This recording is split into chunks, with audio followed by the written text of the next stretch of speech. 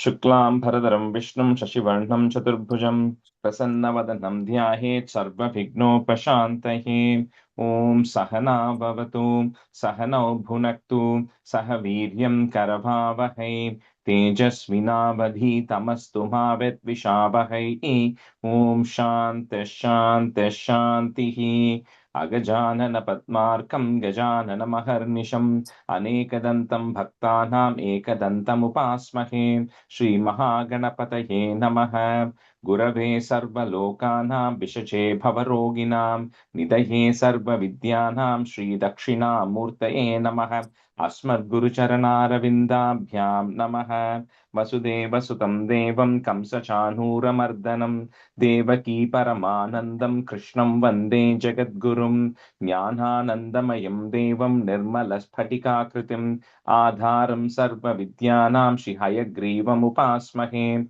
Shri Hayagrivamurthaye Namaha Saraswati Namastubhyam Varade Kamarupini Vidyarambham Karishyami Siddhir Bhavatu Me Sada Shri Mahasaraswatyai Namaha Uma Komala Hastabja Sambhavitalatakam Hiranyakundalam Vande Kumaram Pushkarasrajam Vetrivel Muruganukku Hara Haro Hara Lokaviryam Mahapujyam Sarvarakshakaram Vibhum Parvati Hridayanandam Shastaram Pranamamyaham Swamiye Sharanamayappa Vagartaviva Sampraktau Vagarta Pratipattaye Jagadav Pitarau Vande Parvati Parameshwarau Shri Parvati Parameshwarabhyam Namaha Komalam Pujayan Venum Shyamaloyam Kumarakah Vedavedyam Param Brahma Tasmai Shri Gurave Namaha Asmad Guru Charanarvindabhyam Namaha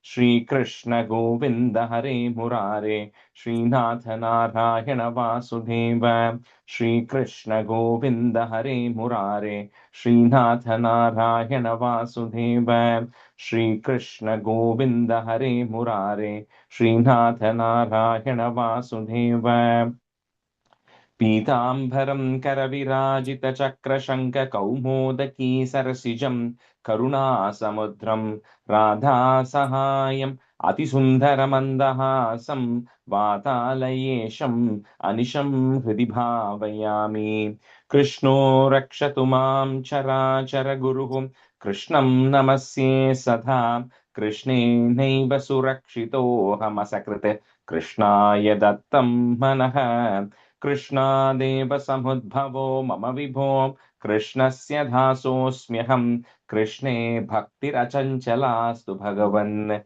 He Krishna Tubhyam Namaha Shri Guruvayurappa Sharanam Nambranham Sannidhatte Satatam Api Purastairanabhyartitanapi Arthan Kamhanajasram Vitarati Paramananda Sandram Gatim Cha Itham Nisheshalabhyo Niravadika Phalaha Parijato Hare Tvam Kshudram Tam Shakravati Drumam Abhilashati Vyartamarte Prajohyam Shri Guruvayurappa Sharanam Shri Bhattapadam Anisham Hridi Bhavayami Vamshi Vibhushitakarat Navaniradabhat Pītāmbarat Arunabimba Phaladaroshtat Purnendu Sundaramukhat Aravindanetrat Krishnat Param Kimapi Tattvamaham Najane Kairandum Kupinyan Bindu Mirakunno Niraja Lochana Ninrodai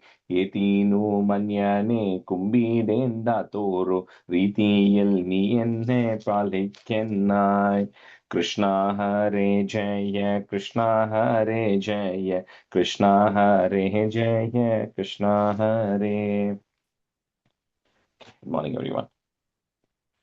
All right, so in the last class, a lot of you could not join, but we just finished the remaining 4 stanzas of Dasakam 6, so you guys can, hopefully you caught up with the recording. Okay, so we'll directly start with Dasakam 7 today. Let me see who I had first half.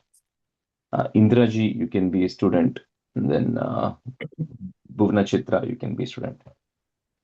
Okay, so Dastakam 7, at least my book has a lot of headers in there. I don't know what yours has. Mine has Hiranya Garbhotpatti Varanam. We'll see who that is.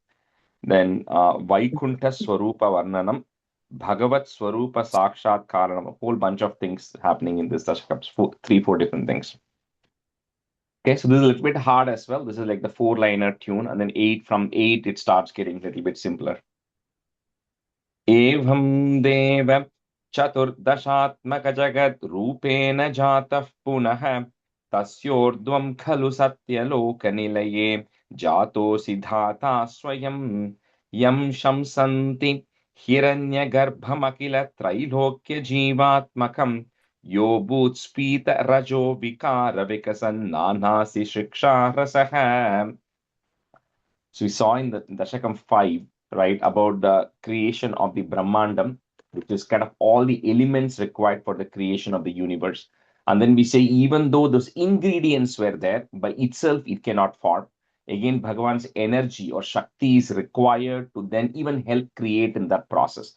So everything that we saw that was created early, which is just the core construct of the Mahat that we saw, the concept of Ahankaram, all of these things, and as well as the creation of the 14 worlds, right? The physical things. So we said where you entered and then you broke the Hiranya Brahmandam into 14 layers of consciousness, each of them having different lokas, right? We saw the 6 lokas, which are the higher lokas to Bhuloka, 7 worlds, which are below Bhuloka, and then the Bhuloka. So 3 levels of words. So you, Bhagavan, created all of these things. So that is kind of where we left. And then we saw the form of Bhagavan with everything inside of him, which is the Virat Purusha form.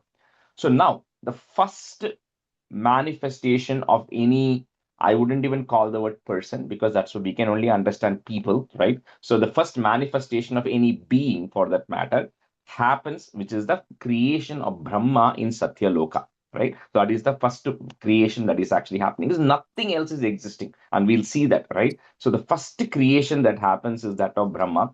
Now this Brahma does not have a physical body like how we have. Okay, he doesn't have 3 hands, 2 hands, or 4 faces. No, it's an energy body, right? Now that body can all take any shape or form they want. So it is a very spiritual body. Now, what is here? Brahma is referred as Hiranya Garbha. Hiranyam is gold. Garbha means you can call it as a womb or an embryo, right? So Brahma is referred as Hiranya Garbha, but if you also look at the Vedas, Hiranyagarbha also means Narayana, because it's from him everything has come, right? So the word is relatively used, or depending on the context, it can be used. In Aditya Hridayam, sun is called as Hiranyagarbha because he is the source of all the energy. So in the scope of what you are defining, Hiranyagarbha is the person or the thing which is giving you everything else, right? So in this context, because Bhagavan already exists, Brahmandam is there, he first creates Brahma, and now Brahma is responsible for all the rest of the stuff. So Brahma is called as Hiranyagarbha here. Now, if Brahma was in pure state of sattvic energy like Bhagavan, which is there's no desire, no ignorance, and has all the knowledge, has all the wisdom and peace, contentment and bliss, then Brahma will also become Bhagavan, 100%, right? That means there's no reason for a separation of a Brahma to exist. So what happens is there is a upsurge of Rajo Gunam in Brahma, which is a desire popping up in Brahma. So, which is also created by Bhagavan, because he needs somebody to carry out his actions. If Brahma becomes pure sattvic, then who is going to carry out the act of creation? So, there's an upsurge of Rajoguna, which is a desire and a passion in Brahma. And so, Brahma now says, I want to do something. Otherwise, Brahma will just be sitting silent. So, that is triggered by Bhagavan, because of which Brahma now intends to want to do something or intends to move forward with something. So that's the introduction of the creation of Brahma in Satyaloka, which is the topmost of the 14 worlds which are there. Evam Deva, comma, Chatur Dashatmaka Jagat Rupena Jataha, put a F, Jatah Punaha, add a visarga at the end, Punaha, comma. Next line, if you have a is, that goes away. Tasyordhvam Khalu Satya Loka Nilaye, comma, Jatosi Dhata Swayam. Evam Deva Chaturdashatmaka Jagat Rupena Jatah Punaha Tasyordhvam Khalu Satya Loka Nilaye Jatosi Dhata Swayam. एवं देव चतुर्दशात्मकजगत् रूपेण जातः पुनः तस्योर्थं खलु सत्यलोकनिलये जातोऽसि दाता स्वयम्. Indraji, that first line after evam deva, there is a comma, okay? First. एवं देव चतुर्दशात्मका जगद्रूपेण जातः पुनः तस्योर्थं खलु सत्यलोकनिलये जातोऽसि दाता स्वयम्. एवं देव चतुर्दशात्मकजगद्रूपेण जातः पुनः तस्योर्ध्वं खलु सत्यलोकनिलये जातोऽसि धाता स्वयम्. एवं देव चतुर्दशात्मकजगद्रूपेण जातः पुनः तस्योर्ध्वं खलु सत्यलोकनिलये जातोऽसि धाता स्वयम्. When again, the second time in the deva, kapra, you can pause. First line, okay? So evam deva, this is pause. Yam shamsanti, comma, hiranya garbham akila, just breaking at that ma, hiranya garbham akila, trailokya jivatmakam, comma, yo bhoot sphita rajo vikara Vikasan nanasi sriksharasah. So that rest of the word cannot be split. So Vikasan nanasi sriksharasah. So the whole of the fourth line is continuous, okay? Yam shamsanti hiranyagarbhamakila trailokya jivatmakam yo bhutspita rajo vikara vikasan nanasi sriksharasah. यं शंसन्ति हिरण्यगर्भम् अखिलत्रैलोक्यजीवात्मकम् यो भूस्फीतरजो विकारविकसिन्नानासिस्राक्षरा सः Nanasi sriksharasah. नानासिसृक्षारसः यं शंसन्ति हिरण्यगर्भम् अखिलत्रैलोक्यजीवात्मकम् यो भूस्फीतरजो विकारविकसिन्नानासृक्षारसः. Indraji, that fourth line, you are saying vikasin, it's vikasan. Vikasan, sorry. यं शंसन्ति हिरण्यगर्भमखिलं त्रैलोक्यजीवात्मकं यो भूत्स्फूतिरजो विकारविकसन् नानासृक्षारसः. Fourth line, yo bhutspita. यं शंसन्ति हिरण्यगर्भम् अखिलं त्रैलोक्यजीवात्मकं यो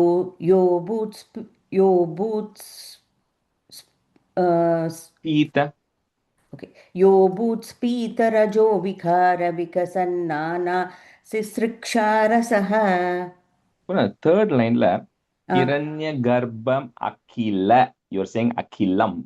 So there is no im there in that akilam. Akila. Okay. You want me to repeat?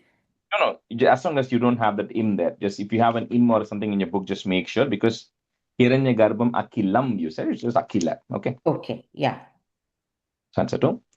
Sohyam vishwa visarga datta hridayah sampashyamana swayam bodham khalvanavapya vishwa vishayam chintakulastasdivan tavatvam jagatam pate tapatapetevam hi vaihayasim vanim enamashishravashruti sukham kurvam stapah preranam.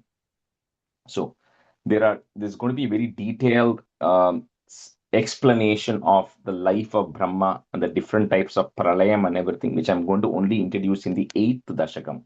But for this context, right, there's different types of pralayam. What has happened right now is this is a new Brahma who has come. Okay, think of it as that way, and you'll see what I mean by new Brahma versus a different day of Brahma in the 8th Dashakam. So the current Brahma that we know, this is the first day of that current day, the current Brahma. So he's like just being born, right? So he's a newborn Brahma right now. So that's called as the day after the Prakrita Pralaya. We'll see what that is. So now this Brahma, like when he has an upsurge of Rajo Gunam, like he says, he has a desire to create it.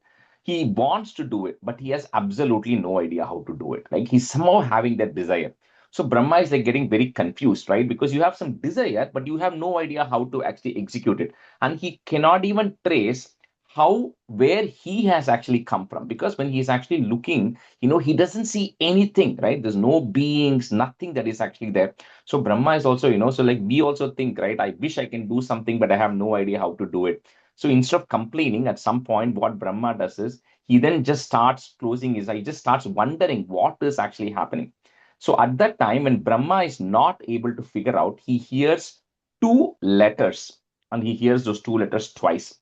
So the word here is ta and pa, tapa, and he hears it twice. Tapa, tapa. That's why in the third line, tapa, tapet, evam hi vaihayasim. He's hearing those two words, tapa, tapa, he's hearing it two times.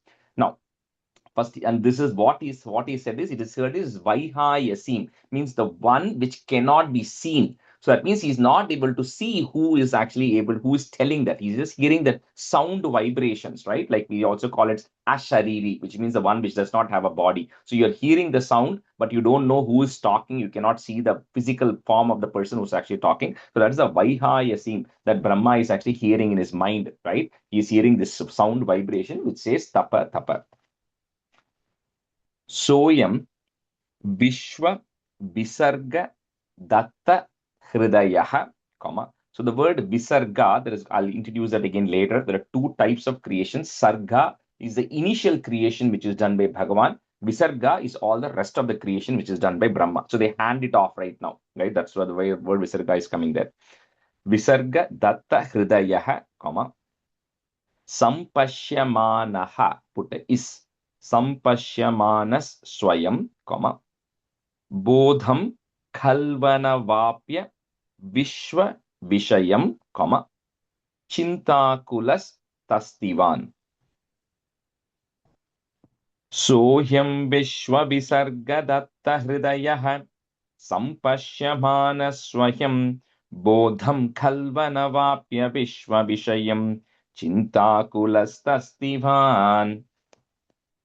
सोऽयं विश्वविसर्गदत्तहृदयः सम्पश्यमानः स्वयं बोधं खल्ु न व्याप्य विश्वविषयं चिन्ताकुलस्तस्तिवान् सोऽयं विश्वविसर्गदत्तहृदयः सम्पश्यमानः स्वयं बोधं खल्ु न व्याप्य विश्वविषयं चिन्ताकुलस्तस्तिवान्. Indraji, that second line, Khalvana Vapya. Kalvana. Kalvana Vapya. I think I heard a extra ya sound there. Just Kalvana Vapya. Okay. Yeah, you don't have to repeat it as long as you got it. Okay. Yeah, that's right. Okay. सोऽयं विश्वविसर्गदत्तहृदयः सम्पश्यमानस्वयं बोधं कल्वनवाप्य विश्वविषय चिन्ताकुलतस्तिवान्. Vishayam, second line. Vishwa Vishayam. विश्वविषयं. Thank you. सोऽयं विश्वविसर्गदत्तहृदयसम्पश्यमानस्वयं बोधं कल्वनवाप्य विश्वविषयं चिन्ताकुलतस्तिवान्. Tavatvam Jagatam Pate, comma, Tapa Tapetyevam Hi Vaihayasim, comma. So the next word, I'm just going to break it into three parts there. Varnim Enam Ashishrava. Okay, so breaking at that ma. Varnim Enam Ashishravaha. You have a visarga there. Put a ish to join. Ashishravash. So multiple ish sounds coming there. Ashishravash Shruti Sukham, comma. Kurvams Tapaha. Put a F to join the visarga. Tapaf Preranam. Tavatvam Jagatam Pate Tapatapetevam hi vaihayasim वाणीम् एनम् अशिश्रव श्रुतिसुखाम् कुर्वंस्तपः प्रेरणाम् तावत्त्वं जगदां पदे तव तवेत्येवं हि वैहायसीं वाणीं येन मशि श्रुतिसुखा कुर्वंस्तवः प्रेरणाम् तावत्त्वं जगदां पदे तव तवेत्येहं हि वैहायसीं वाणीं येन मशि श्रुतिसुखा कुर्वंस्तवः प्रेरणाम् तावत् त्वं जगतां पते तपतपेयेवं हि वैहायसीं वाणीं येन अश्रुश्रवश्रुतिसुखां कुर्वस्तपस् कुर्वस् कुर्वस्तपतपश् இல்ல அந்த word kurvams im sound kurvams okay tapaha வந்து it takes a f sound kurvams tapah preranam कुर्वं तपः प्रेरणां तावत् त्वं जगतां पते तपतपे एवं हि वैहायसीं वाणीं एनम् अश्रिश्रवः श्रुतिसुखां कुर्वंस्तपस्प्रेरणाम् அங்க நீங்க வந்து எழுதி तपः வச்சு யா okay எழுதி அதே மாதிரி வச்சுருக்கேன் எழுதி வச்சுருங்க you'll definitely miss that. Similarly, the fourth line beginning வந்து second time when you were saying ashishrabash and the visarga is ashishrabaha visarga is there, right? That takes a okay sound. Okay, ashishrabash shruti sukha. Stanza 3. कोऽसौ मामवदत्पुमानिति जलापूर्णे जगन्मण्डले दिक्षु द्वीक्ष्य किमप्यनीक्षितवता वाक्यार्थमुत्पश्यता दिव्यं वर्षसहस्रमाततपसा तेन त्वमाराधितः तस्मै दर्शितवानसि स्वनिलयं वैकुण्ठमेकाद्भुतम्. So when Brahma hears this sound vibration, right, which means tapa when he hears that vibration, so naturally, he's imagine you're sitting in space, there's absolutely nothing around you, you don't see a single person or a single creature, you don't know where you have come from, you don't know what is actually happening, and you suddenly hear these two sounds in your vibrations in your mind. So naturally Brahma is like, kaha asau puman, who is this person who's actually speaking to me, where is the sound actually coming from, right? So he starts looking out, he starts looking everywhere to seeing there should be, if a sound is coming, there should be some source from where that sound is coming. So he starts looking everywhere, but he cannot get an idea of where the sound is actually coming, and all he sees is what is called as the karana jal, which is the unmanifested state of creation. Like we said, the first portion of the creation, which is called as sarga, which is what Bhagavan created, which is creating the concept of everything and the Brahmandam, that exists, but nothing else is there. So it's all the structure. He sees all these things floating around. He has no idea what that is, and he doesn't know where the sound is coming from. So when he's in the state of confusion, which we all are in a lot of those times, what Brahma does is, instead of go up to some point, he looks outside, but he's not able to find the answer. Then the meaning of the word he begins to realize, right? The meaning of the word was to say tapa means you meditate you meditate inside, internally, right? So what Brahma does is he says, okay, there is nothing that is here except me, which means that somehow I must have come, which means the only person, this means someone who should have created me, and the only person who can talk to me is the person who has created me, right? So he kind of goes into this logic, and then Brahma then starts focusing on the inside. So as keeping the Bhagwan as his inner witness, he then starts meditating right now. So at that point, Brahma has to meditate for a really long amount of time. It says Divyam Varsha some long amount of time. Brahma is actually meditating, contemplating just on nothingness, right? That's what he's contemplating on. So when he's contemplating on nothingness, finally, when the time is right, you then show him something. It says Vaikunna. I'll talk about it in the next stanza. So finally, when the time is right, then he's going to get all the knowledge that he needs. So Kosau Mama Vadat Pumaniti, comma, Jala Purne Jagan Mandale, comma, Dikshu Dvikshya Kimapyaneekshitavata, comma, Vakyartham utpashyata. I'm just breaking at that ma. Vakyartham utpashyata. Kosau mamabadat pumaniti jalapurne jaganmandale dikshu dvikshya kimapyaneekshitavata vakyartham utpashyata. कोऽसौ कोऽसौ माम् अवत् पुमान् इति जलापूर्णे जगन्मण्डले दिक्षु दीक्ष्य किमप्यनिश्चितवता वाक्यार्थम् उत्पश्यता कोऽसौ माम् अवदत् पुमान् इति जलापूर्णे जगन्मण्डले दिक्षु दीक्ष्य किमप्यनिश्चितवता वाक्यार्थम् उत्पश्यता. Indraji, that second word of the first line, that mam avadat, you're right. It is that those are two words, but you can just say it together. Mam avadat. Mama. Okay. कोऽसौ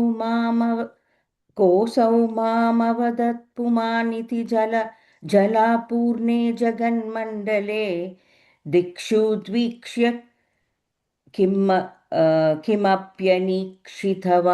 नीक्षितवता वाक्यार्थम् उत्पश्यता. First line after pumaniti, there is a comma. Okay.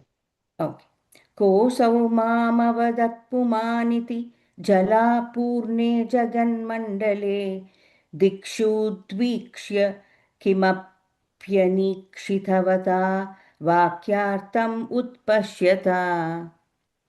Divyam varsha sahasramata tapasa, comma, tena tvamaradhitaha, add a visargan, comma, tvamaradhitaha.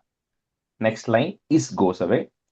Tasmai darshita vanasi swanilayam, comma, vaikuntham ekadbhutam. So finally, when the time comes and the time is right, you then show Brahma your house. Swanilayam means your place, which is the Vaikuntham, which next few stanzas are going to describe that. Divyam varsha sahasramata tapasa tena tvamaradhitaha tasmai darshitavanasi swanilayam vaikuntamekadbhutam.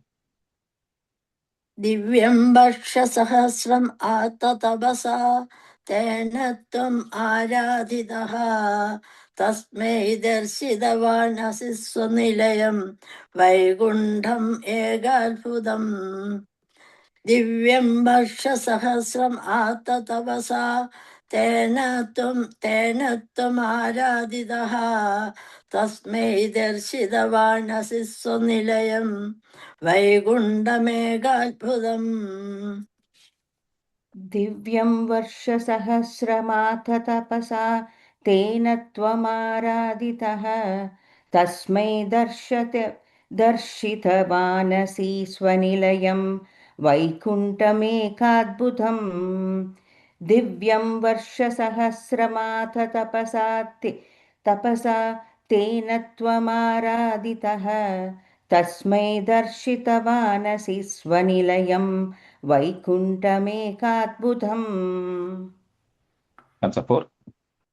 Maya yatra kadapi no vikurute bhate jagadbhyo bahihi shoka krodha vimoha sadvasamukhaha bhavastu duram gataha sandrananda jaricha yatra parama jyotif prakashatmake tatte dhama vibhavitam vijayate vaikuntha rupam vibho.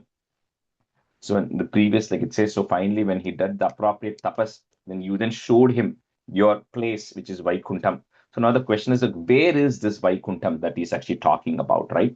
So it is the way for those who heard of Narayana Suktam, it says Antar Bahischa Tatsarvam Vyapya Narayana Sthitaha, which means Narayana is there inside and outside. Okay, so Antar, he is there inside every single creature, every single cell that is actually there. as well as Bahishcha, which means outside of everything that exists. Okay, so it's there in two places. So here also it says Bhate Jagatbhyo Bahihi, on the outside of the Jagat that you know about. So which means the 14 worlds together, which we call as a Brahmandam. Now, all those 14 worlds, which is part of the Brahmandam, have certain conditions. If you're part of the 14 worlds, nobody is exempted from it, which is everything and everybody who's inside this 14 worlds has a specific start date and a specific end date, including Brahma. So they will have to get created at some point. That thing is going to come destroyed at some point. The dates may be different for different people and for different regions, number one. Number two is everybody is going to be bound by karma, right? Anything that comes into existence, they exist because they're supposed to do something. Even Brahma was created with the purpose of creation, right? So everybody is there. Number three is everybody is influenced by Maya. Everybody is under an illusion of what the truth is. The moment you realize all this, then you go outside of these 14 words, right? Now, this Vaikuntham, it says, is completely different. It is outside of all this Brahmandam, which means there is none of these conditions. That three conditions. There are more conditions, but the basic three conditions do not exist in Vaikuntham. So it does not have any this no people, beings, or whatever is there has absolutely no karma. There is no ignorance, which means they all have the absolute knowledge that is to be had. And then it says Yatra Parama Jyoti, it is always shining. Now, we have light on earth because of the sunlight falling. The sun has light, it's giving out light because it is effulgent, right? It is burning on its own. But even that has an end date. So the Vaikuntham, it says it's always effulgent. And because there is no illusion there, because we all associate ourselves to the body and all this, which I won't go into detail here, but because there's no illusion there is no shokam, there is no concept of sorrow. There is no krodham, there is no concept of anger. There is no vimoham, there is no delusion of hallucinating what life really is or what things are really, and no sadvam, no fear. So none of shoka, krodha, vimoha, sadvam, so none of these things exist in Vaikuntham. It is always in a state of supreme bliss. So that Vaikuntham you are about to show Brahma. So this Vaikuntham, like I said, it's part of this external 14 verse. Now, later on, we are going to see few people like Brahma, Indra, all of them, when they come, they all will say, it will say, oh, they all went to Vaikuntham to meet Bhagavan. So that is different because it's like, you have male Tirupati, Kil Tirupati, right? Like, if you cannot go to the top, you can go to the bottom, where people it's like an outpost, So because the moment you go to this Vaikuntham, which is outside the 14 worlds, it's a one-way ticket. You can't get back in. It's only a one-way ticket out. So for people to access, right, there is another version of Vaikuntham which is there, which is inside the Brahmandam, which is where Bhagavan is also existing. So for people who have specific VIP access, you can go to that, meet Bhagavan, and come back to your place. But the moment you go to this Vaikuntham that we are talking, it's only a one-way ticket out. So Maya yatra kadapi no vikurute, comma, bhate jagadbhyo bahihi, comma, shoka, krodha, vimoha, sadvasamukhaha. So add a visarga there and put a comma. Sadvasamukhaha. Bhavastu duram gataha. Maya yatra kadapi no vikurute bhate jagadbhyo bahihi shoka krodha vimoha sadvasamukhaha bhavastu duram gataha. माया यत्र कदापि नो विकुरते भाते जगद्भ्यो बहिः शोकक्रोधविमोहसादस मुखाः भावास्तु दूरं गताः माया यत्र कदापि नो विकुरते भाते जगद्भ्यो बहिः शोकक्रोधविमोहसादसमुखाः भावास्तु दूरं गताः माया यत्र कदापि नो विकुरुते भाते जगद्भ्यो बहिः शोकक्रोधविमोहसाद्वस मुखाः भासास्तु दूरं गताः. Bhavastu, last line. What End. Bhavastu duram gataha. Okay. भावास्तु दूरं गताः माया यत्र कदापि नो विकुरुते भाते जगद्भ्यो बहिः शोकक्रोधविमोहसाध्वसमुखाः भावास्तु दूरं गताः सांद्रानंद झरी च कॉमा यत्र परम ज्योतिः put a F to join ज्योतिः प्रकाशात्मके कॉमा तत्ते धाम विभावितं विजयते कॉमा वैकुंठ रूपम विभो. So jhari is like an uninterrupted flow stream, so uninterrupted flow of bliss. This is sandrananda jhari. Sandrananda jhari cha yatra parama jyotih prakashatmake tatte dhama vibhavitam vijayate vaikuntha roopam vibho. सान्द्रानन्दचरी च यत्र परमज्योतिः प्रकाशात्मके तत्ते धाम विभावितं विजयते वैकुण्ठरूपं विभो सान्द्रानन्दधरी च यत्र परमज्योतिः प्रकाशात्मके तत्ते धाम विभावितं विजयते वैकुण्ठरूपं विभो सान्द्रानन्दझरी च यत्र परमज्योतिप्रकाशात्मके तत्ते धाम विभावितं विजयते वैकुण्ठरूपं विभो सान्द्रानन्दझरी च यत्र परमज्योतिप्रकाशात्मके तत्ते धाम विभावितं विजयते वैकुण्ठरूपं विभो. Hands up, right? यस्मिन्नाम चतुर्भुजाः हरिमणिश्यामावदादद्विषो नानाभूषणरत्नदीपितदिशो राजद्विमानालयाः भक्तिप्राप्ततथाविधोन्नतपदाः दीव्यन्ति दिव्या जनाः तत्ते धाम निरस्तसर्वशमलं वैकुण्ठरूपं जयेत्. So next, he says, is showing you. So now Brahma is able to see. So Brahma is now going to zoom in like with a telescope to see what is inside that Vaikuntham.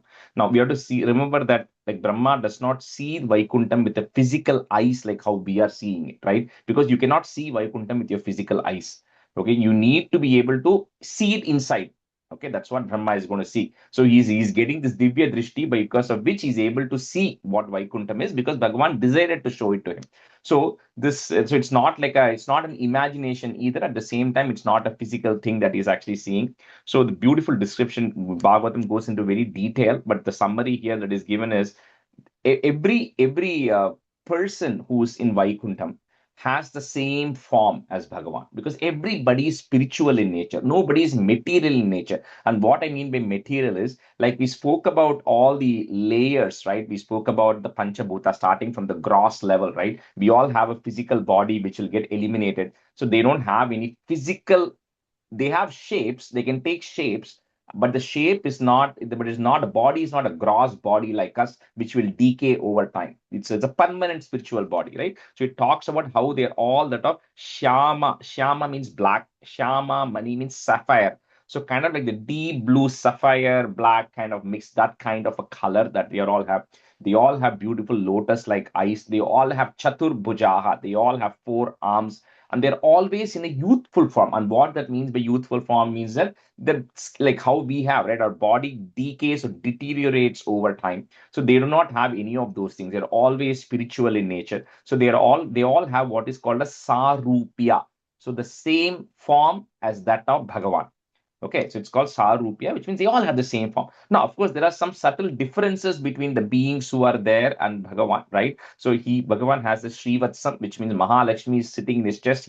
Mahalakshmi is not sitting in everybody's chest, right? He has, so it does, what I mean to say is they all look the same, but there is a difference between Bhagavan and everybody else. The amount of energy that he has, which causes all these creation, not everybody has the same amount of energy and all of that stuff, right? So anyway, but they all look the same and they're all very spiritual in nature, right? So that's the description that is given of the people who are actually there in Vaikuntha, which Brahma is able to visualize.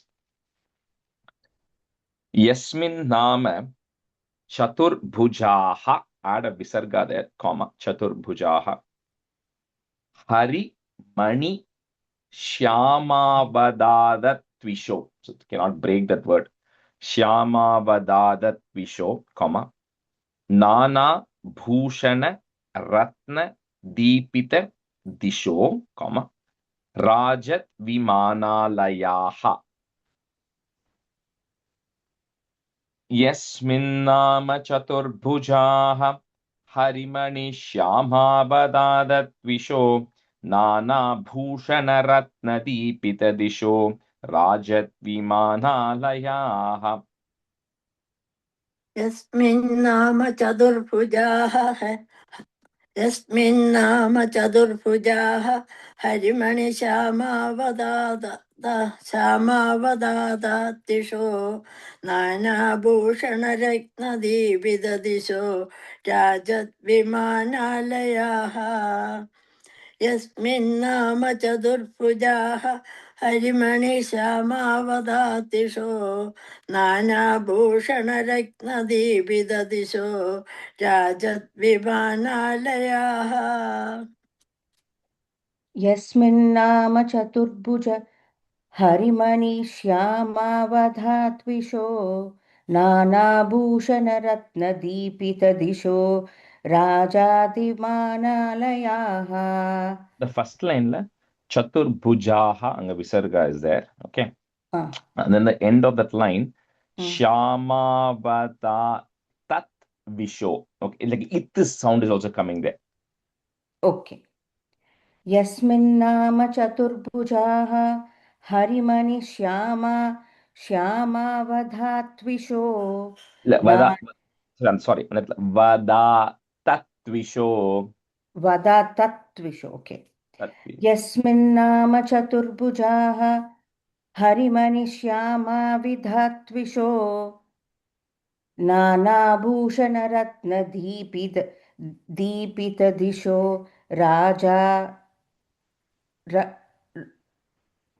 Rajat. Okay. Second line correct படிச்சேனா அந்த நானா First part, that you read correct. Yeah. Okay. Rajat Vimanalayaha. Bhakti Prapta Tatha Vidhonnata Padaha. Again, add a visarga there, comma, Padaha. Divyanti, long E, Divyanti Divya Janaha. Visarga there, again, comma. Next line, if you have a is, that goes away. Tatte Dhama Nirasta Sarva Shamalam, comma, Vaikuntha Rupam Jaye. So, praise to the Vaikuntha form, the form of people there who are all there because Bhakti Prapta, they all have attained the highest level of spiritual understanding, because of which they all are residing there. Bhakti Prapta Tatha Vidhonnata Padhaha Divyanti Divyajanaha Tatte Dhama Nirasta Sarva Shamalam Vaikuntha Rupam Jayet. भक्ति प्राप्त तदा विधोन्नत पदाः दिव्यन्ति दिव्या जनाः तत्ते धाम निरस्त सर्वशमलं वैकुण्ठरूपं जयेत् भक्ति प्राप्त तदा विधोन्नत पदाः दिव्यन्ति दिव्या जनाः तत्ते धाम निरस्त सर्वशमलं वैकुण्ठरूपं जयेत् Bhakti भक्तिप्राप्त तथा विधोन्नतपदा दिव्यन्ति दिव्यजनाः तत्ते धाम निरस्त सर्वश्यमलं वैकुण्ठरूपं जयेत् भक्तिप्राप्त तथा विधोन्नतपदाः दिव्यन्ति दिव्यजनाः तत्ते धाम निरस्त सर्वशमलं वैकुण्ठरूपं जयेत्. So just switch halfway. Abhiram, you can be a student, and Srilata, you can be a student. Stanza 6. Nana divya vadhu janairabhivrita vidyullata vishvonmadana hridya gatra lataya vidyotita shantara त्वत्पादाम्बुज सौरभैक कुतुकात् Lakshmi स्वयं लक्ष्यते यस्मिन् विस्मयनीय दिव्य विभवं तत्ते पदं देहि मे. So the stanzas 6 to 8, you can mark and keep. Those are like very specific prayers, right? So because at the end of it, it'll always ask for something. So here 6, it says, Tatte padam dehi me. It says, please give me please give me that place, which means please give me that Vaikuntha. Now you have to chant this only if you want Vaikuntha. If you decide, you know what, I still want to stay in this earth for 100 more years and have material enjoyments, and this may not make sense. But of course, you won't get it by asking one time. So here, the Bhattari part is saying here that, that place of yours, the Vaikuntham of yours, where Mahalakshmi is always there, right? So because he's zooming in, he's going to describe 3 stanzas about that, right? So we saw the beings who exist there. She says Mahalakshmi in her beautiful radiant form, which is like a streak of lightning, which is actually illuminates the entire area. She's always there. She's always attached to you, right? Part of you. It's an extension of you, always stays in Vaikuntham. And the people who are there, the beings who are there, right? They're also constantly devoted. You will not be in Vaikuntham if you're not going to be devoted. So the moment you want anything other than being devoted to Bhagavan, you will not get a chance to go to Vaikuntham, right? So that's why you always have to be, the only thing you should want to do is always be wanting to serve Bhagavan and always be devoted to him. If that is what you want, then that is the best place, because there's nothing else to do there, right? That place is spread. That's the only thing you can actually do there. So all the beings who are there are always in a state of bliss because they're always serving Bhagavan and they're constantly on next to him. So they are not only Sarupyam, which is have the same form of him, they are also along with him, right next to him also, right? So what they have not done is Sayujim. They have just not merged into him yet. Okay, so there's just a slight subtle difference, because if you're merged into him, which is Sayujim, then you don't exist anymore, right? So these beings are existing, but they're Samipyam, they're very close to him, and they're Sarupyam. They have the same form as him, right? But they're just extensions of him at that point. Anyway, so he says all that Vaikuntham which is there, Tatte Padam Dehime. Guruvarpa, please give me that place of yours, right? Please give me that form, place. Nana Divya Vadhu Janaira Bhivrita, comma, Vidyul Lata Tulyaya, comma, Vishwonmadana Hridya Gatra Lataya, comma, Vidyotita Shantara. Nana Divya Vadhu Janairabhivrita Vidyullata Tulyaya Vishwonmadana Hridya Gatra Lataya Vidyotita Shantara. नानादिव्यवधू जनैरभिवृदा वृद्युल्लतातुल्यया विश्वोन्मादनहृद्य गात्रलदया विद्योदिदा शान्तरा. नानादिव्यवधू जनैरभिवृदा विद्युल्लता तुल्यया विश्वोन्मादनहृद्य गात्रलदया विद्योदिदा शान्तरा. नानादिव्यवधूजनैरभिवृता विद्युल्लता तुल्यया विश्वोन्मादनहृद्यगात्रलतया विद्योतिता शान्तरा. नानादिव्यवधूजनैरभिवृता नानादिव्यवधूजनैरभिवृता विद्युल्लता तुल्यया विश्वोन्मादनहृद्यगात्रलतया विद्योतिता शान्तरा त्वत् पादाम्बुज सौरभैक kutukat. If you have a ill, that becomes a it sound there. Kutukat, comma. Lakshmihi, put a is. Lakshmis swayam lakshyate, comma. Yasmin bismayaniya divya vibhavam, comma. Tatte padam dehi me. त्वत्पादाम्बुजसौरभैककुतुकात् Lakshmi स्वयं लक्ष्यते यस्मिन् विस्मयनीय दिव्यविभवं तत्ते पदं देहि मे. त्वत्पादाम्बुज सौरभैककुतुकात् लक्ष्मी स्वयं लक्ष्यते यस्मिन् विस्मयनीय दिव्यविभवं तत्ते पदं देहि मे. त्वत्पादाम्बुज सौरभैककुतुकात् लक्ष्मी स्वयं लक्ष्यते यस्मिन् विस्मयनीय दिव्यविभवं तत्ते पदं देहि मे. त्वत्पादाम्बुजसौरभैककुतुकात् लक्ष्मी स्वयं लक्ष्यते यस्मिन् विस्मयनीय दिव्यविभवं तत्ते पदं देहि मे. त्वत्पादाम्बुजसौरभैककुतुकात् लक्ष्मी स्वयं लक्ष्यते यस्मिन् विस्मयनीय दिव्यविभवं तत्ते पदं देहि मे. Stanza 7. तत्रैवं प्रतिदर्शिते निजपथे रत्नासनाध्यासितं भास्वत्कोटिलसत्किरीटकटकात्याकल्पदी प्राकृती श्रीवत्साङ्कितमात्तकौस्तुभमणिच्छायारुणं कारणं विश्वेषां तव रूपमैक्षत विधिः तत्ते विभो भातु मे. The previous stanza was saying, please give me a space in your Vaikuntham.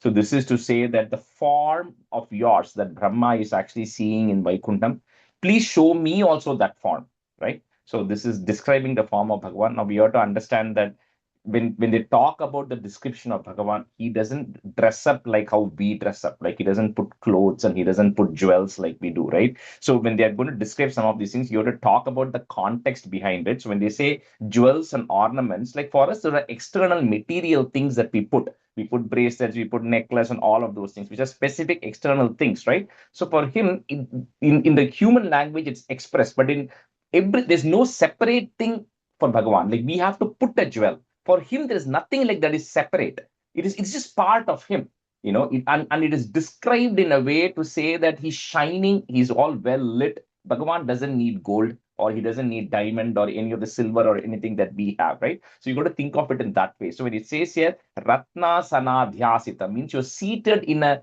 very jeweled throne. Like he doesn't care if it is made of jewel or it is made of nothing. He doesn't need a throne either, right? But the point is, you are the topmost person. So when you look at it, you look up at in that way, right? And then he says, your Bhasvat Koti Lasat Kirita. He says the shining, the amount of light which is coming from there is equal to crores of sun, right? Innumerable suns, when they come together, the amount of light it creates, that's the amount of light or or energy which is actually shining from you, right? And then your chest has the Srivatsa mark, which we'll see much later how that's going to come and what it is. And then with that, you are just lighted up, you're just well lit, right? And this is a shining form of yours that Brahma is actually seeing there, which so may that form of yours that Brahma is seeing, may I also get access to that form. May I also get a chance to see that form of yours. Tatraivam prati darshite nijapade, comma, ratnasanadhyasitam. That's one word. Ratnasanadhyasitam, comma, bhasvat koti lasat kirita katakat yakalpa. So if you have a dhya sound, you can break it into a it and a ya there if you want. Katakat yakalpa di prakriti. So that word is continuous. Tatraivam pratidarshite nijapade ratnasanadhyasitam bhasvat koti lasat kirita katakadya kalpadi prakriti.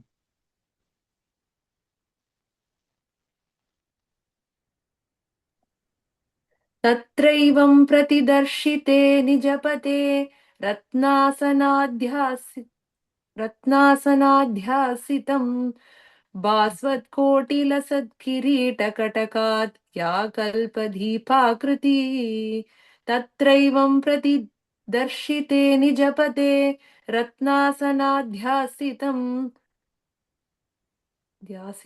ध्यासितं भास्वत्कोटिलसत्किरीटकटकात् yeah कल्पदी Prakriti.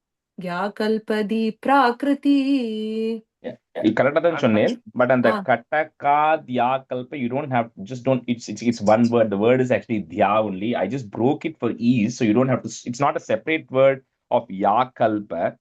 Okay. So on the word, it's not katakat ya kalpa. Those are not the two words. I just broke it for ease. So when you're saying it's kataka dhya kalpa, you have to say it kind of together, okay? Because it's katakati akalpa. That's the word, but yeah. ஒரே ஒரு second லைன்ல பிரேக்கே இல்ல இல்லையா? ஆமா, second line is continuous, yeah. Okay, thank you. तत्रैवं प्रतिदर्शिते निजपदे रत्नासनाध्यासितं भास्वत्कोटिलसत् किरीटकटकाद्या कल्पदीपा प्राकृती तत्रैवं प्रतिदर्शिते निजपदे रत्नासनाध्यासितं भास्वत्कोटिलसत्किरीटकटकाद्या कल्पदी प्राकृती. Shrivat Sankitam, breaking at that ma, Shrivat Sankitam, At Kaustubha Manich, each sound, Manichayarunam Karanam, comma. So that's saying that the Kaustubha Mani is just crimson red in color. That is a shine that is coming out of that. Chayarunam Karanam, comma. So that line is continuous, comma at the end. Vishvesham Tava Rupamaikshata Vidihi, that is goes away, Visarga, comma, Vidihi, Tate Vibho Bhatumi. Vibho is, yeah, that form of yours may be revealed. Srivatsankitamata Kaustubhamani Chayarunam Karanam Vishvesham Tava Rupamaikshata Vidihi Tate Vibho Bhatume. श्रीवत्साङ्गितम् आत्तकौस्तुभमणि छायारुणं कारणं विश्वेषां तव रूपमैशतविधिः तत्ते विभो भातु मे. श्रीवत्साङ्गितम् आत्तकौस्तुभमणिश्छायारुणं कारणं विश्वेषां तव रूपमैक्षतविधिः तत्ते विभो भातु मे. श्रीवत्साङ्कितमात्तकौस्तुभमणिच्छायारुणं कारणं विश्वेषां तव रूपमैक्षत विधिः तत्ते विभो भातु मे. श्रीवत्साङ्कितमात्तकौस्तुभमणिच्छायारुणं कारणं विश्वेषां तव रूपमैक्षत विधिः तत्ते विभो भातु मे. Stanza 8.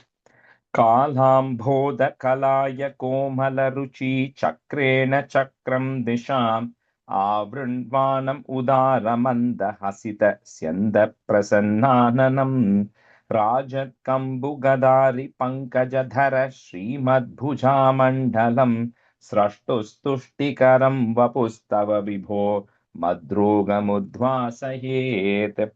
Anytime there's description of Bhagavan, the stanzas are generally, it'll look tough, but then you start seeing the same words coming, so you'll get used to it. So the sixth stanza, like I said, 6, 7, and 8 are prayers. The sixth one, it says, please give me a space in your Vaikuntham. So he says, you know what, I don't want a space in Vaikuntham yet, I'm not ready. Then you can go to stanza 7. 7 says, at least show me that form of yours that you showed to Brahma. Like, you know what, I'm not quite ready to see that form of you also, Bhagavan. Then you can do stanza 8. because 8th is something we can see. Essentially, it says that mat rogam udvasaye. He says that form of yours, which Brahma saw in Vaikuntham, which is going to continue describing in stanza 8, may that form of yours directly from Vaikuntham, let it remove all the ailments I have, which we all can pray every day. So you can actually say this stanza every day as a sense. So it says the form of yours, which is Kalam Bodha, which is like I said, the dark gray rain-bearing clouds form, right? And it's always it's like it's not quite gray, it's not quite blue. Like I said, it's a mix of it, because it also says the Kalaya Komala is like a blue lily. The blue lily, the flower, the color that comes outside of the blue lily, right? And in the 100th Dashakam, when Bhattatri part starts, he'll say that, it states, Agre Pashyami Tejo Nibitatara Kala Yavali. He says, I'm seeing a blue hue coming. That's, I'm seeing a blue light, right? And inside of that, you are actually sitting, right? So anyway, it says the dark gray blue mixed color. In that you are there, that again, your form of yours, which is lighting up that entire place. The entire place gets lit up because of you. You always have a udara manda hasita. You always have a very pleasant smile. This is only Narsimha Avataram, but even Narsimha Avataram, when we come to it in Dashakam 24, 25, you'll see that Narsimha is not angry at all. So he just shows that anger. You always have a very smiling face. So udara manda hasita, Syanda prasanna, a very pleasant face of yours, right? The face is always pleasant and pleasing to look at. You will not get bored by looking at the place, always smiling. Then the 4 arms you have, Srimad Bhujamandram, the 4 arms, which actually has Kambu, which is conch. So in that 3rd line, Rajat, Kambu, Gada is mace, Ari is discus, and Pankajam is lotus. So in the 4 arms, you are holding these 4 things. So that form of yours, which when Brahma looked at it, he got intense satisfaction and intense bliss, which when we look at it, we also get the same. May that form of yours come in and eradicate mat rogam udvasayet. May it eliminate all the rogam that I have, both external and internal. Kalambhoda Kalaya Komala Ruchi, long E, Chakrena Chakram Disham, put a im at the end of that line, Chakram Disham, comma. Next line, if you have Mavrin, that becomes Avrin. Avrinvanam, breaking at that, Avrinvanam, Udara, Manda, Hasita, Syanda, Prasannananam. Okay, so each of those lines are continuous, comma at the very end. Kalambhoda kalaya komala ruchi chakrena chakram disham avrinvanam udara manda hasita syanda prasannanam. कालाम्बोदकलाय कोमलरुचि चक्रेण चक्रं दिशाम् आवृण्वानम् उदारमन्द हसित स्यन्द प्रसन्नाननम् कालाम्बोदकलाय कोमलरुचि चक्रेण चक्रं दिशाम् आवृण्वानम् उदार मन्दहसित स्यन्द प्रसन्नाननम् कालाम्भोदकलाय कोमलरुचि चक्रेण चक्रं दिशाम् आवृण्णानमुदारमन्दहसितस्यन्द प्रसन्नाननम्. Ashilika, that second line, first word, avrinvanam, va sound, okay? Avrinvanam, yeah. Okay. No, just, yeah, in and the va, avrinvanam. Avrinvanam, okay. कालाम्भोदकलाय कोमलरुचि चक्रेण चक्रं दिशाम् आवृण्वानम् उदारमन्दहसितस्यन्द प्रसन्नाननम्. कालाम्भोदकल Okay, sorry. Yeah. And the ruchi in the first line, just a small thing, ruchi is a long E, okay? Komala ruchi, okay? Just a little stretch there in the first line. Yeah, in my book, it is showing rucham. I changed it to ruchi, okay? Telugu book, it is showing rucham, okay? Okay, just change it to ruchi and it's a long E, okay? That will be, yeah. Rajat, Kambu, Gadari, Pankaja, Dhara, Srimad Bhujamandalam, comma. So continuous, but you can clearly break those words. Srashtus Tushtikaram Vapus Tava Vibho, comma, Madrogam, breaking at that mu, Madrogam Udvasayet. Rajat Kambu Gadari Pankajadhara Srimad-Bhujamandalam Srashtus Tushtikaram Vapus Tava Vibho Madrogam Udvasayet. राजत्कम्बुगदारि पङ्कजधर श्रीमद्भुजामण्डलम् स्रष्टुस्तुष्टिकरं वपुस्तव विभो मद्रोगम्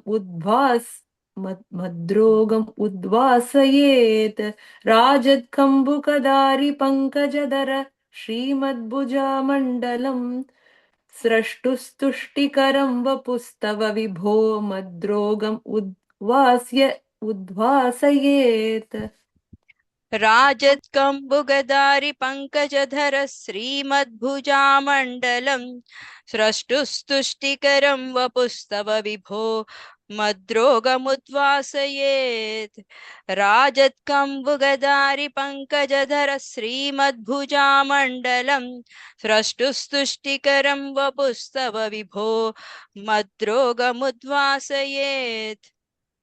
Answer 9. Drishtva Sambhrita Sambramah Kamalabhuh Tvatpada Ruhe Harsha Vesha Vasham Vado Nipatitah Prithya Kritarti Bhavan Janasyeva Manishitam Mama Vibho Jnanam Tada Padaya Dvaita Dvaita Bhavat Swarupa Paramityachashtatam Tvam Bhaje.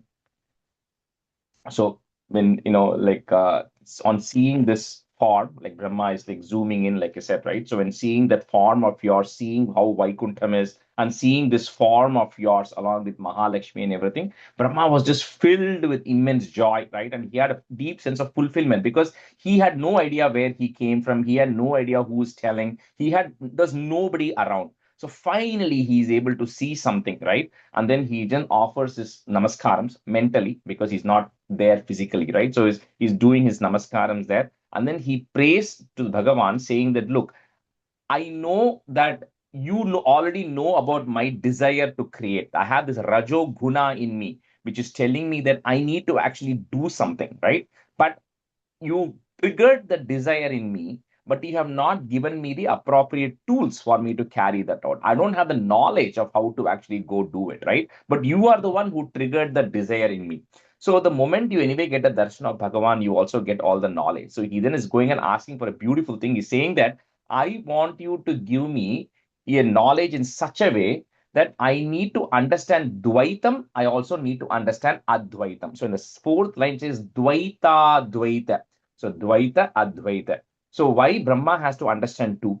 If Brahma only understands Advaitam, then he cannot create beings who are separate, right? Because then everything becomes one, right? Then he cannot create beings which are separate. So he says, I need the knowledge of Advaitam so that I can create beings who are going to exist. But if I only have the knowledge of Advaitam, then I cannot get liberated.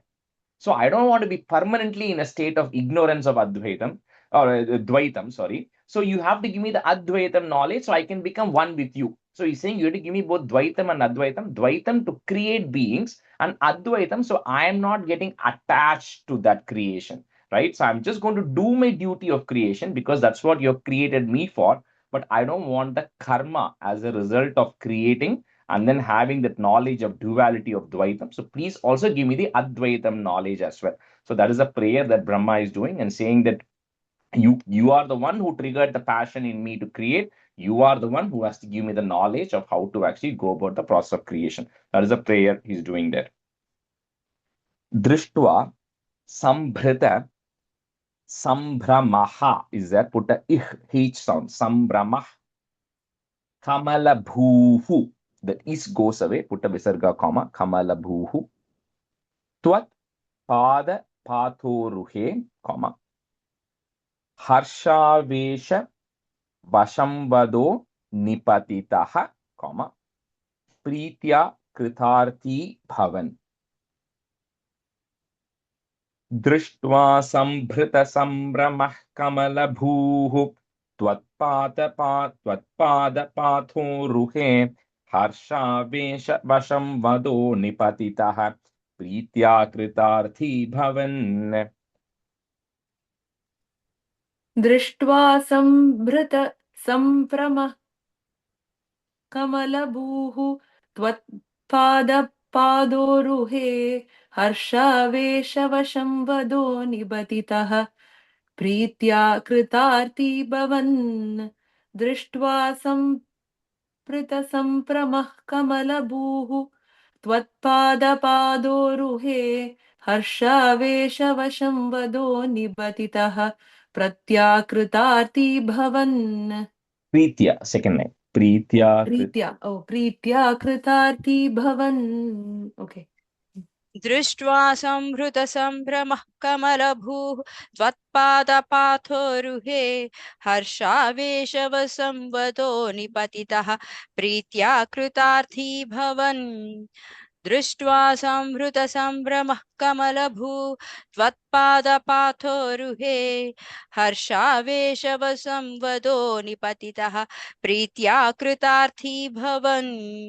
Shilata, that first line, Kamala Bhuhu, there is a visarga there, okay? Oh, The first okay. line, yeah. Okay. Janasyeva manishitam mama vibho, comma, jnanam tadapadaya, comma, dvaita bhavat swarupa param ityachashta. If you want to break it, it's param and ityachashta. Param ityachashta tam tvam bhaje. That whole fourth line is together.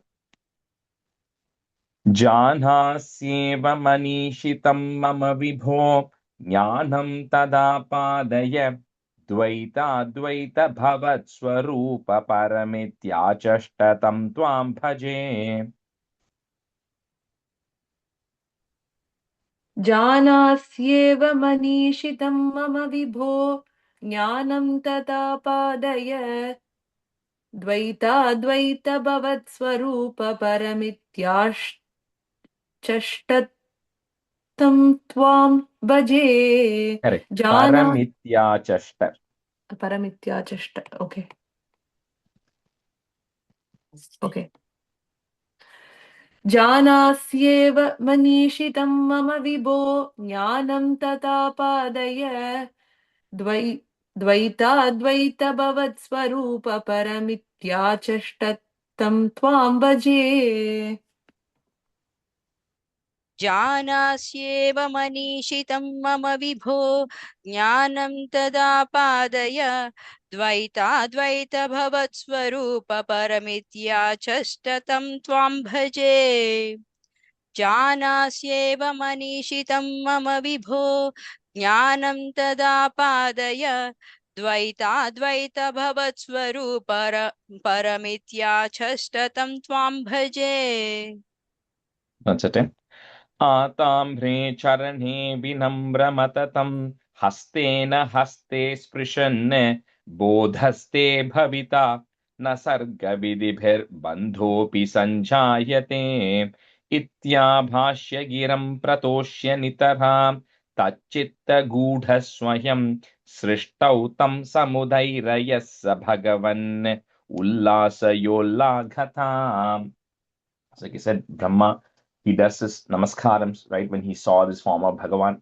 And then hastena haste sprishan. So it's like the first is shake hand. So Bhagavan is touching. When I say touching, it's like Brahma feels a level of comfort, right? That Bhagavan is touching him and comforting him, saying that, I know that you have this upsurge of Rajoguna in you. Yes, it was created by me. And the word that you had, the tapa that you originally heard, because of which you went into meditation, was the sound that I gave, so that you first start contemplating and then you get the knowledge. So with that, Bhagavan gives Brahma all the knowledge which is required for Brahma to start the next process of creation, which is called as visarga. Like you said, everything else that's going to come later. So that knowledge is given to Brahma, and Bhagavan blesses him with exactly what he asked for, saying that you will have enough knowledge, so you'll be able to create beings. You will have the knowledge of duality. At the same time, you will not, your karma from that, you will not get any karma from that. So you will still understand the concept of Advaitam, saying it is just me and everything else. You are no different than me. You will get all that knowledge. So you are not bound by karma.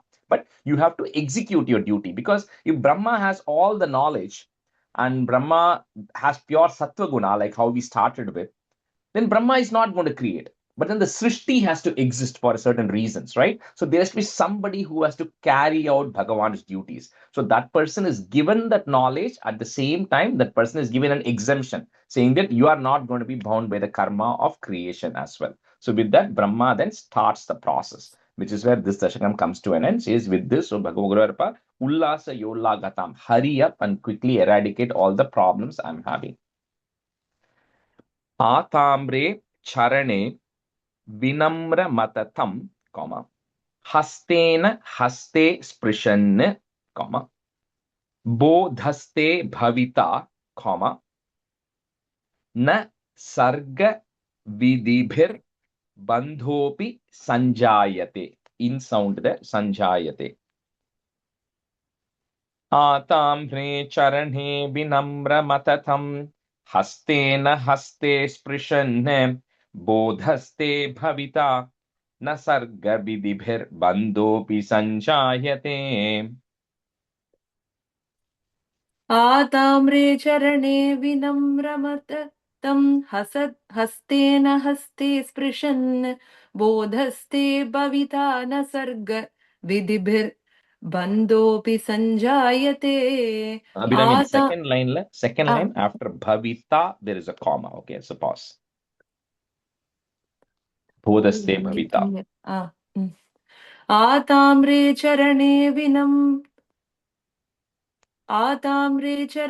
विनम्रमततं हस्तेन हस्ते स्पृशन् बोधस्ते भविता न सर्गविधिभिर्बन्धोऽपि सञ्जायते.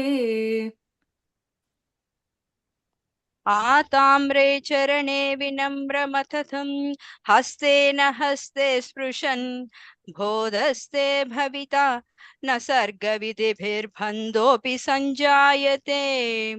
आताम्रे चरणे विनम्रमततं हस्तेन हस्ते स्पृशन् बोधस्ते भविता न सर्गविधिभिर्बन्धोऽपि सञ्जायते.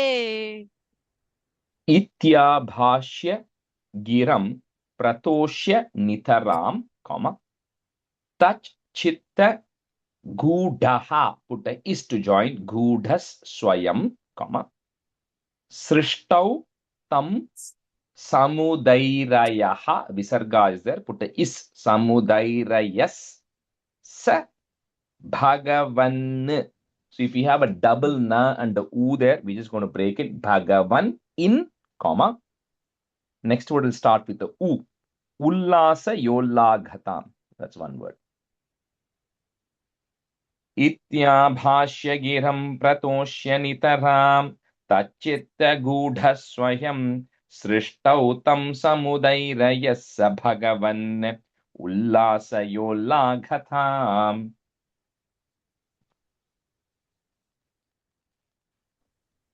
इत्याभाष्य किरं प्रतोष्य नितरां तच्चित्तगूढा स्वयं सृष्टौ तं समुदैरयस्य Bhagavan. Okay. सृष्टौ तं समुदैर्यस्य Daira, full ra vardu. Samudairayassa Bhagavan. समुदैरयस्य भगवन् उल्लासयोलागताम् इत्याभाष्य किरं प्रतोष्य निदरां तच्चित्तगूढा स्वयं सृष्टौ तं समुदैरयस्य भगवन् उल्लासयोलागताम्. The third line left, Gudhas. I think I'm hearing Gudha. I'm hearing it's just Gudha. Gudha is Gudhasvayam. Tachchittagudasvayam. Okay. Yeah. Okay. इत्याभाष्य गिरं प्रतोष्य नितरां तच्चित्तगूढस्वयं हृष्टौ तं समुदैरयः स भगवन् उल्लासयोल्लाघताम् इत्याभाष्य गिरं प्रतोष्य नितरां तच्चित्तगूढस्वयं सृष्टौ तं समुदैरयः स भगवन् उल्लासयोल्लाघताम्. Krishnaya Parabrahmane Namaha. We'll stop here because Dashakam 8, I have to send some background content before I start explaining that. So we'll do it in the next class. And from here, like I said, up from 8, it's only going to go, easiness is going to go up. The hardness is only going to go down, all the way up to 24. So from 8 to 23, it's going to be easier than this from here on. Then 24, 25, Narsimha Avataram comes and it gets a little hard. श्रीकृष्णाय परब्रह्मणे नमः सान्ध्यानन्दावबोधात्मकमनुपमितं कालदेशावदिभ्यां निर्मुक्तं नित्यमुक्तं निगमशतसहस्रेण निर्भास्यमानम् अस्पष्टं दृष्टमात्रे पुनरुरुपुरुषार्थात्मकं ब्रह्मतत्त्वं तत्तावद्भाति साक्षात् गुरुपवनपुरे हन्त भाग्यं जनानां कायेन वाचा मनसेन्द्रियैर्वा बुद्ध्यात्मना वा प्रकृते स्वभावात् करोमि यत् सकलं परस्मै नारायणायेति समर्पयामि. Thank you all. See you all next week. Rajesh, I have a question. Okay. So, how did Bhattatree know how Brahman felt or created? Is it because Bhagwan's grace he was able to see? It's all from Srimad Bhagavatam. Narayaneeyam, there's nothing in Narayaneeyam which is not in Srimad Bhagavatam. So the source of this is all reference to Srimad Bhagavatam. What we saw now is the second canto of Srimad Bhagavatam. And in Srimad Bhagavatam, how he knows that there is a lineage there. Bhagavan gave the information to Brahma. Brahma then gave it to Narada and a few of those people. Narada then translated that to, in one lineage, it went to Vyasa, and Vyasa gave it to Sanshuka Brahman, who gave it to Parikshit. Then on the other lineage, it goes through Krishna, gives the information to Maitreya, who gives it to Vidura. So there's multiple trees of lineages of how the information came, right? So it's all there in Srimad Bhagavatam, and Bhattatree was an expert in Srimad Bhagavatam. So he took that Bhagavatam, which has got 18,000 stanzas, and which Satya, as you know, is learning right now, right? So, and then from the 18,000 stanzas, he condensed it to 1,000 stanzas, right? So everything we're seeing is like 1/20th of what is there in Bhagavatam. The detail that Bhagavatam goes into, he's condensed it. Okay. Thank you so much. Yeah. Okay. Thank you, everybody. Thank you. Bye, everyone. Thank Bye, you. bye. Namaskar.